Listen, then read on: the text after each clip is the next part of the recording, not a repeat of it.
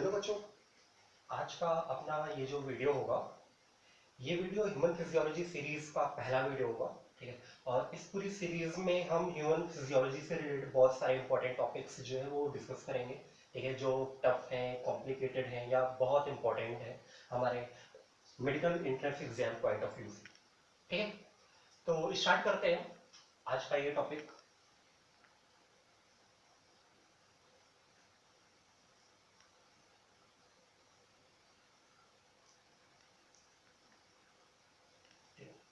Role of kidney function. ठीक है, कि किडनी, ये आपने जब आप प्लस वन पढ़ रहे होंगे, ठीक है, एक्सक्रीटरी सिस्टम ह्यूमन फिजियोलॉजी में, तो किडनी का स्ट्रक्चर देखोगे, उसकी बहुत सारी प्रॉपर्टीज देखोगे। ठीक है, और वहीं पे आप एक्सक्रीटरी सिस्टम में पढ़ोगे किडनी जो है वो किस तरह से फंक्शन परफॉर्म कर रहा है। ठीक है, तो अब देखो इस टॉपिक को आगे बढ़ाते हैं और देखते हैं कि किडनी जो है, ठीक है, किडनी जितने भी फंक्शन परफॉर्म कर रहा है वो जनरली तीन स्ट्रक्चर्स या थ्री मैकेनिज्म के थ्रू वो रेगुलेट होता है।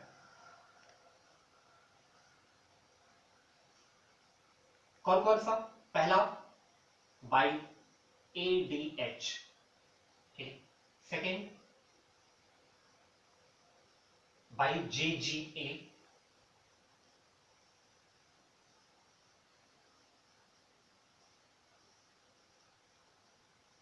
और थर्ड है बाई एएनपी और एएनएफ।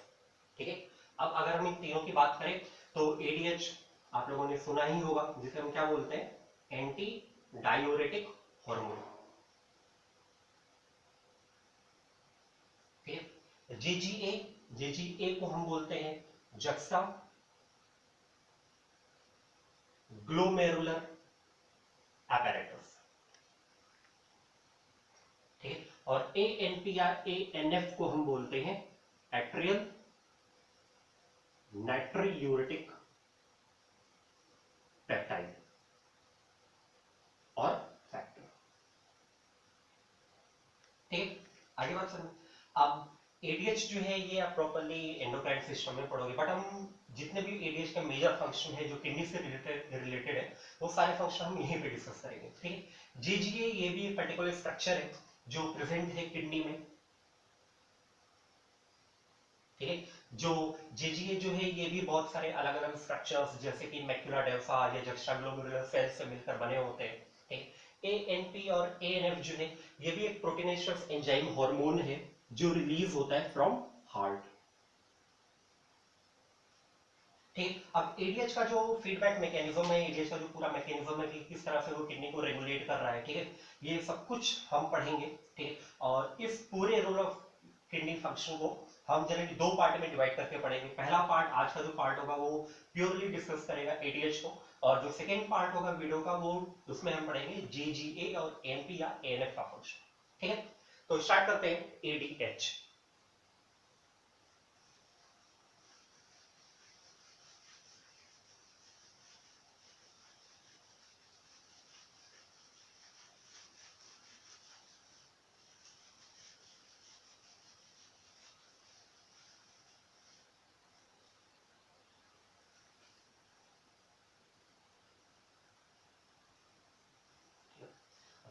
अब एडीएच जो है ये रिलीज होता है from posterior pituitary.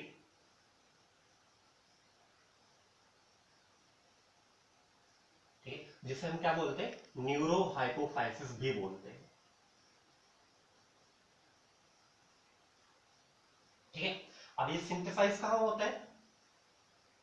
It is synthesise in hypothalamus. ठीक है, तो ये दोनों पॉइंट ध्यान में रखना, दोनों पॉइंट से क्वेश्चन आ चुके हैं। अब एडीएच जो है ये हाइपोथैलेमस में सिंथेसाइज होता है, वहां से रिलीज होगा, रिलीज होकर कहां जाएगा? पोस्टीरियर पिट्यूटरी में जाएगा, और ये पोस्टीरियर पिट्यूटरी में स्टोर होकर रहता है। ठीक है, एक्चुअली में पोस्टीरियर पिट्यूटरी में जितने भी हार्मोन्स स्टोर है, ठीक है, उनमें से कोई भी पोस्टीरियर पिट्यूटरी खुद सिंथेसाइज नहीं करता, वो सारे सिंथेसाइज कौन करता है? हाइपोथैलेमस। ठीक है, अगली बात समझ। इसके अलावा जो आप एंडोक्राइन सिस्टम पढ़ रहे होगे तो देखोगे पोस्टीरियर पिट्यूटरी जो है वो एक और हार्मोन को स्टोर करके रखता है, दैट इज ऑक्सीटोसिन, जिसे क्या बोलते हैं? मिल्क लेट डाउन फैक्टर भी बोलते हैं। ठीक है, फिलहाल यहाँ पे हम देखते हैं एडीएच। ठीक है, आगे बढ़ते हैं।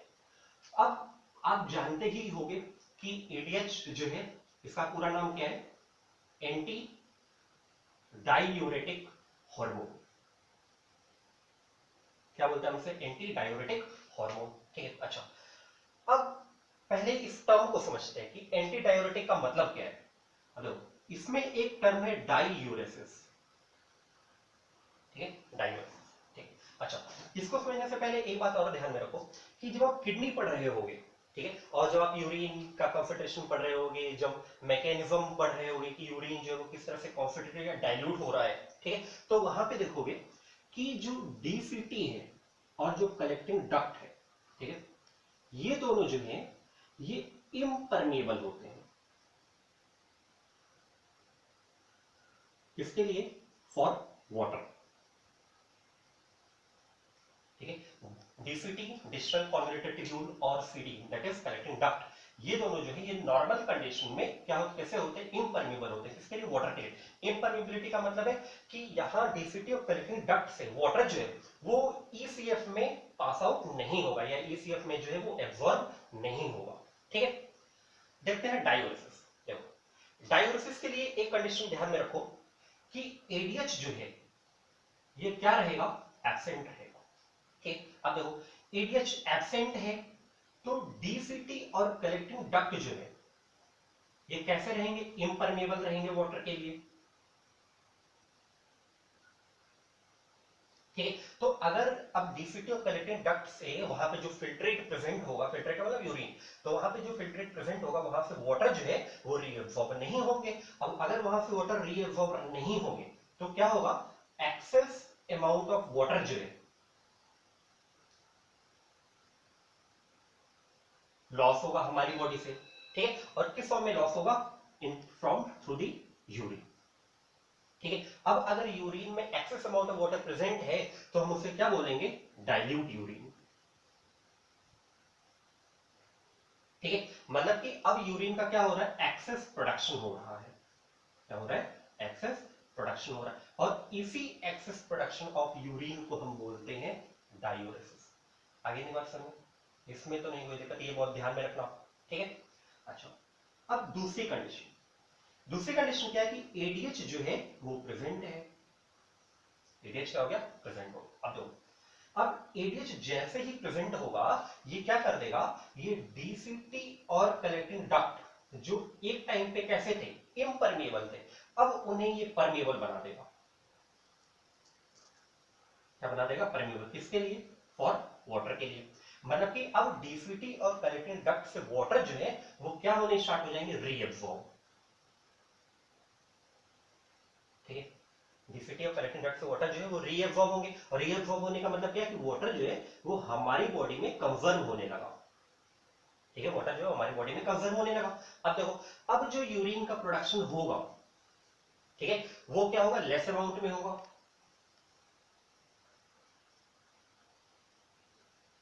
ठीक है, मतलब कि लेस अमाउंट ऑफ यूरिन, और ये जो यूरिन बनेगा, ये जो यूरिन म्यूरेट होगा बॉडी से बाहर, ठीक है, वो कैसा यूरिन होगा? कॉन्सेंट्रेटेड यूरिन होगा। ये कॉन्सेंट्रेटेड यूरिन क्यों होगा? क्योंकि अब जो यूरिन जो फिल्ट्रेट प्रेजेंट था डीसीटी और कलेक्टिंग डक्ट में, ठीक है, वहां से वाटर जो है वो क्या हो गया? रीअब्सॉर्ब हो गया। अब जैसे ही सॉल्वेंट की कंसेंट्रेशन कम हो जाएगी, ठीक है, जैसे ही यूरिन में वाटर का कंसेंट्रेशन कम हो जाएगा, कैसा यूरिन का प्रोडक्शन होगा? कॉन्सेंट्रेटेड यूरिन का। ठीक है, जो आप कॉम्पोजिशन ऑफ यूरिन पढ़ोगे तो देखोगे कि अबाउट 95% ऑफ यूरिन जो है वो बना हुआ किसका है? वाटर का। ठीक है, तो अगर वाटर की कंसेंट्रेशन यूरिन में कम हो जा रही है तो जाहिर सी बात है कंसेंट्रेटेड यूरिन का ही प्रोडक्शन होगा। ठीक है, और मतलब कि लेस अमाउंट ऑफ यूरिन का प्रोडक्शन होगा। ठीक है, अब देखो एक कंडीशन कैसी थी कि एडीएच एब्सेंट था और एक्सेस अमाउंट ऑफ यूरिन का प्रोडक्शन हो रहा था, जिसे हम क्या बोलते थे? डायूरेसिस। जैसे ही एडीएच प्रेजेंट हुआ, ठीक है, लेस अमाउंट ऑफ यूरिन का प्रोडक्शन होने लगा। ठीक है, इसी वजह से हम एडीएच को एंटी डायूरेटिक हार्मोन बोलते हैं। मतलब कि वो एंटी है, किसका एंटी है? डायूरेसिस का। ठीक है, मतलब कि जो एक्सेस प्रोडक्शन ऑफ वाटर, जो एक्सेस लॉस ऑफ वाटर हो रहा था हमारी बॉडी से, उसको उसने क्या कर दिया? मिनिमाइज कर दिया। ठीक है, आगे ये दोनों बात समझे कि एंटी डायूरेटिक का मतलब क्या है और एडीएच को हम एंटी डायूरेटिक हार्मोन क्यों बोल रहे हैं। ठीक है,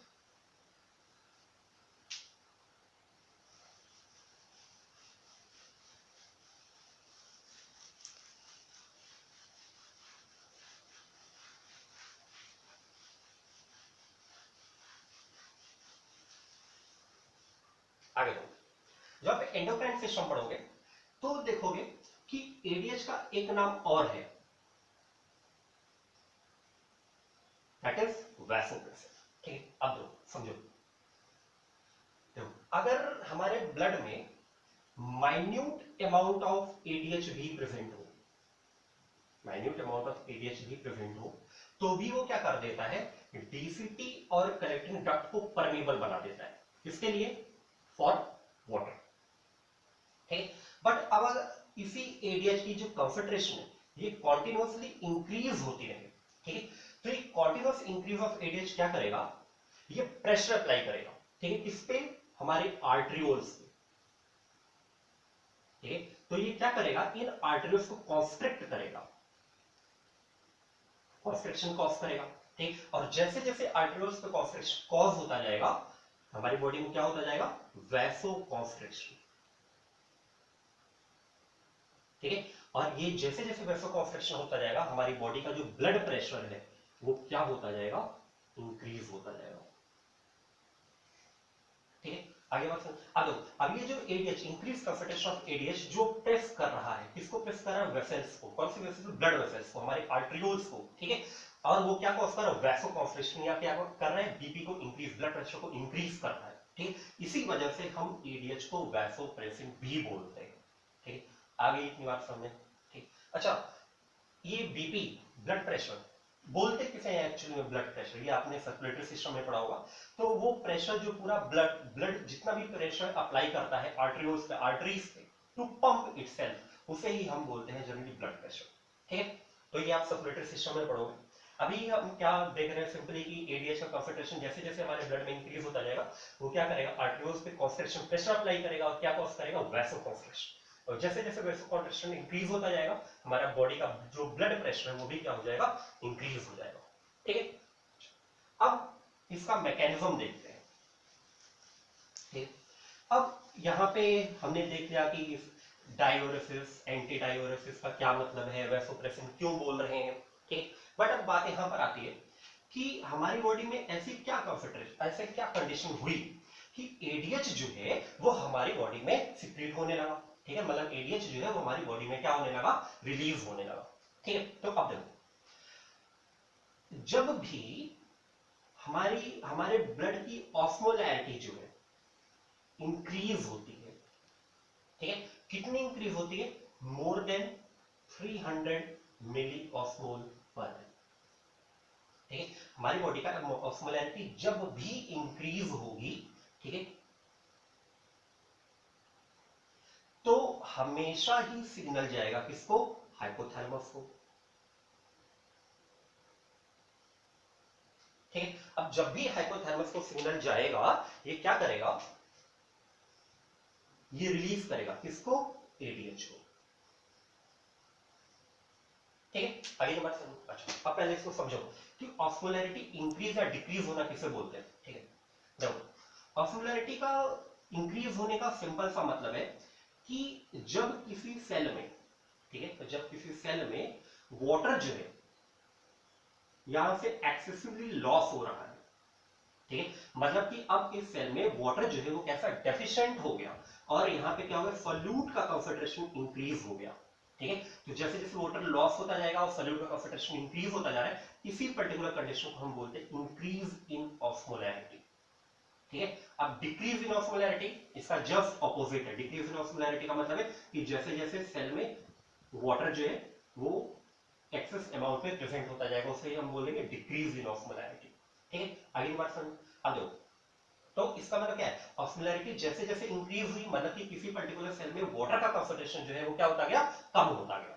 ठीक है, तो ये क्या करेगा, हाइपोथैलेमस को सिग्नल देगा। अब हाइपोथैलेमस को सिग्नल कैसे जाएगा, देखो क्या होता है कि हमारी बॉडी में कुछ मॉडिफाइड न्यूरॉन्स प्रेजेंट है जिन्हें हम बोलते हैं ऑस्मो रिसेप्टर्स। क्या बोलते हैं, ऑस्मो रिसेप्टर्स। ठीक है, अब देखो, अब ये जो ऑस्मो रिसेप्टर्स ये एक्चुअली मॉडिफाइड न्यूरॉन है जो प्रेजेंट होते हैं हाइपोथैलेमस के पास। ठीक, और इनका काम क्या होता है कि जैसे ही हमारी बॉडी में ऑस्मोलैरिटी इंक्रीज होती है, ठीक है, ये एक्टिव हो जाएंगे।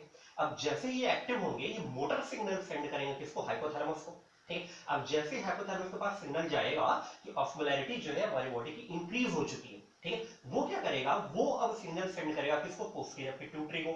अब जैसे पोस्टीरियर पिट्यूटरी के पास सिग्नल जाएगा, ये क्या करेगा, एडीएच को रिलीज करना स्टार्ट करेगा, ठीक है। अब जैसे जैसे एडीएच रिलीज होंगे, ठीक है, ये क्या करेंगे, ये डीसीटी और कलेक्टिंग डक्ट को, ठीक है, क्या करेंगे, परमेबल बनाएंगे। अब जैसे जैसे डीसीटी और कलेक्टिंग डक्ट परमेबल होते जाएंगे, क्या होगा, इंक्रीज वाटर रीअब्जॉर्प्शन, ठीक है, तो होता जाएगा डीसीटी और कलेक्टिंग डक्ट से वाटर जो है वो रीअब्जॉर्ब होने लगे। अब जैसे जैसे वाटर रीअब्जॉर्ब होने लगेगा, ठीक है, यूरिन यूरिन में क्या हो जाएगा, डिक्रीज वाटर एक्सक्रीटेड,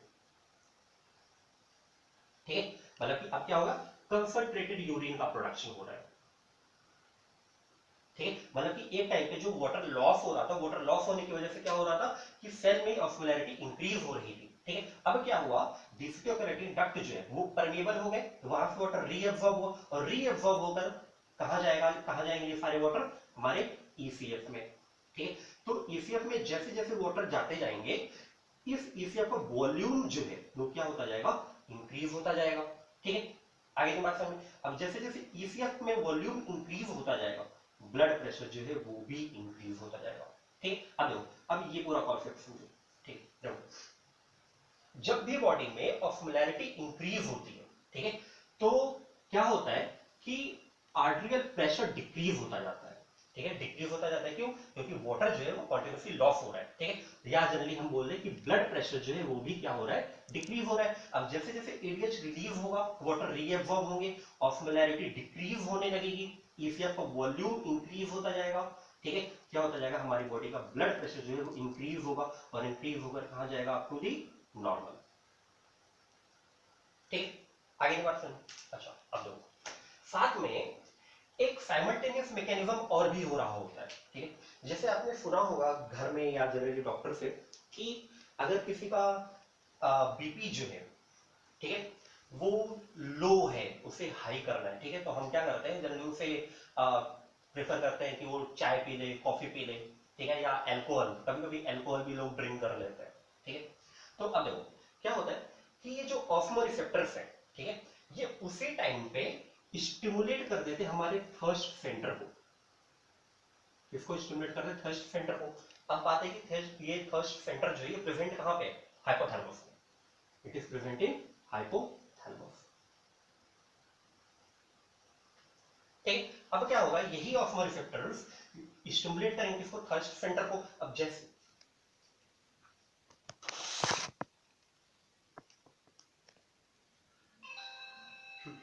हाँ, तो क्या होगा, ये जो ऑस्मो रिसेप्टर्स हैं, ठीक है, ये स्टिमुलेट करेंगे किसको, थर्स्ट सेंटर को। अब ये जो थर्स्ट सेंटर है ये प्रेजेंट कहां, हाइपोथैलेमस में, ठीक है। तो थर्स्ट सेंटर के स्टिमुलेट होने की वजह से क्या होगा, हमारा माउथ जो है वो ड्राई होने लगेगा, पर्सन को प्यास लगेगी, ठीक है। अब वो क्या ड्रिंक करेगा, वाटर, ठीक है। अब जो कंजप्शन ऑफ वाटर है,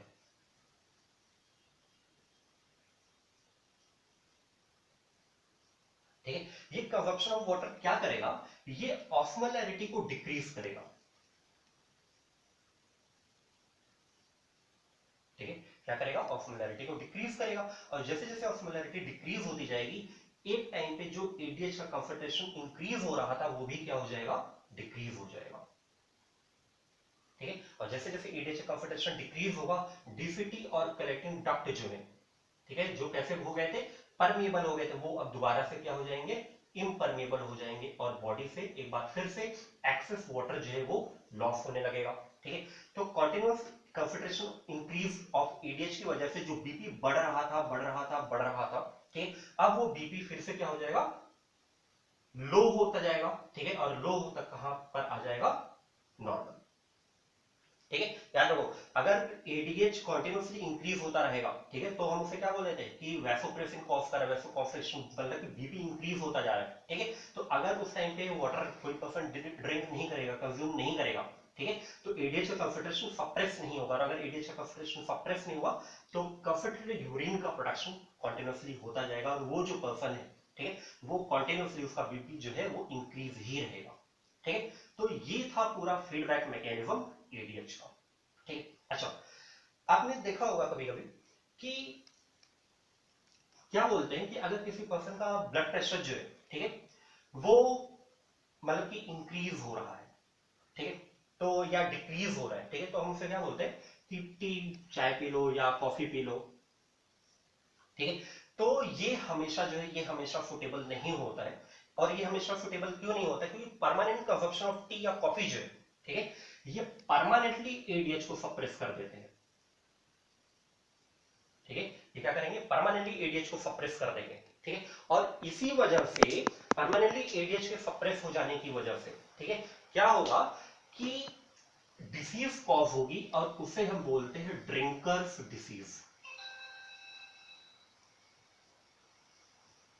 ठीक है, और ड्रिंकर्स डिसीज जो है ये दूसरा नाम है डायबिटीज इंसिपिडस का।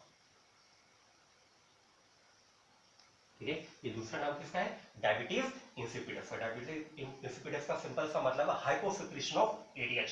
तो वो सारे पर्सन जो कॉन्टिन्यूसली कंज्यूम करते हैं टी या कॉफी या अल्कोहल, ठीक है, उनकी बॉडी में क्या होता है? एडीएच जो है परमानेंटली सप्रेस हो जाता है वो, और इसी वजह से हम डायबिटीज इंसिपिडस को क्या बोलते हैं? Drinkers disease. ठीक है, आगे ये पूरी बात समझो। तो ये था पूरा फीडबैक मैकेनिज्म एडीएच का। ठीक है, ये ध्यान में रखना है किस तरह से एडीएच की प्रेजेंस या एब्सेंस जो है वो हमारे ब्लड प्रेशर को इफेक्ट कर रही है, किस तरह से वैसो कॉन्स्ट्रिक्शन हो रहा है, किस तरह से हमारा थर्स्ट सेंटर जो है वो स्टिमुलेट हो रहा है। ठीक है, आगे नंबर सेवन। अच्छा, जब आप कंसंट्रेशन ऑफ या डाइल्यूशन ऑफ यूरिन पढ़ रहे होंगे, ठीक है, तो वहां पे देखोगे कि डीसीटी और कलेक्टिंग डक्ट जो है, डीसीटी और सीडी से, ठीक, कंडीशनल रीएब्जॉर्प्शन होता है। ठीक है, किसका? वाटर का। ठीक, और एक कंडीशनल रीएब्जॉर्प्शन होगा किससे? Presence of ADH.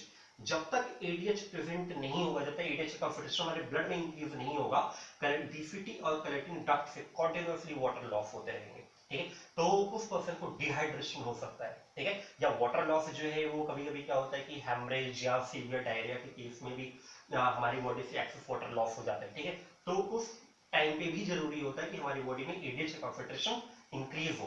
बट वो सारे पर्सन जो कॉन्टिन्यूअसली टी या कॉफी को कंज्यूम करते हैं, ठीक है, उनमें क्या होता है कभी कभी कि एडीएच जो सप्रेस ही रह जाता है। ठीक है, और वो बीपी ब्लड प्रेशर जो लो हुआ था, ठीक है, वो अब इंक्रीज नहीं हो पाता है। आगे बात सुन। अच्छा, दूसरी बात ध्यान में रखना कि ब्लड प्रेशर जो है ये इंक्रीज या डिक्रीज हमेशा वाटर की इफेक्ट से भी नहीं होता, कभी सॉल्ट की इफेक्ट से भी बीपी जो है वो इंक्रीज या डिक्रीज होता रहता है। ठीक है, तो ब्लड प्रेशर को हमेशा वाटर से ही रिलेट करके नहीं देखना। ठीक है, आगे बात सुन। तो अब ये जो कंडीशनल रीअब्जॉर्प्शन हो रहा है वाटर का from DCT and collecting duct, इसी को हम फैकल्टेटिव रीअब्जॉर्प्शन भी बोलते हैं।